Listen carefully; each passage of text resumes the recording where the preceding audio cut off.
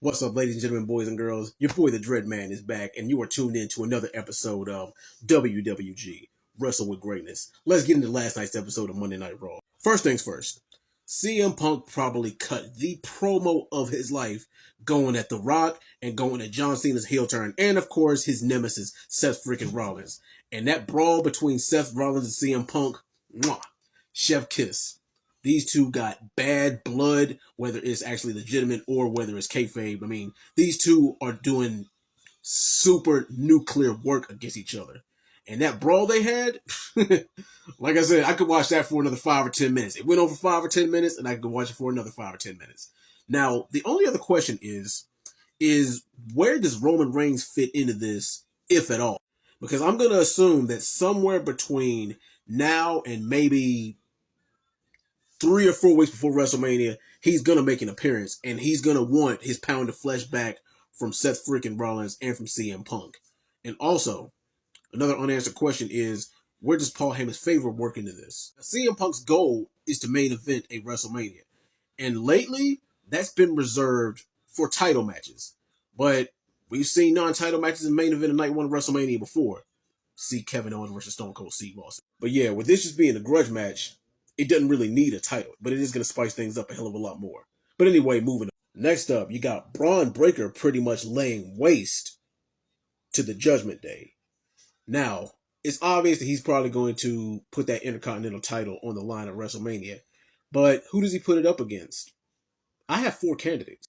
Number 1, the obvious one is AJ Styles. I think that needs to happen ASAP, but it needs to be just a little bit more of a build. We got a tease, but we didn't really get that much build behind it.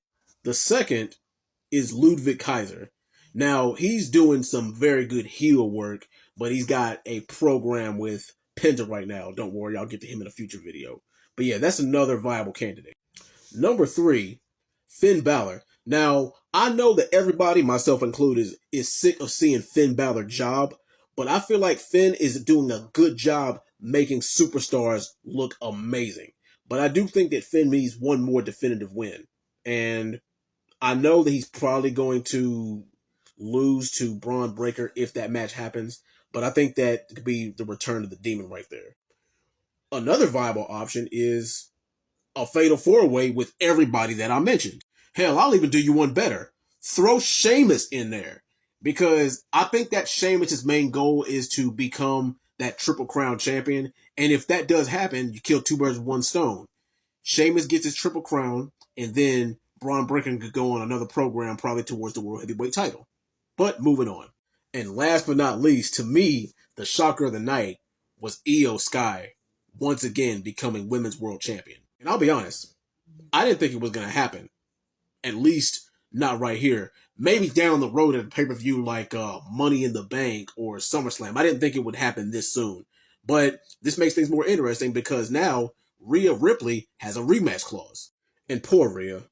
I think we all know where she goes from here, because I think that we're going to see another character arc. We're going to see more layers to her character, because right now, even though she's over, she's listed as a, in-betweener, between face and heel.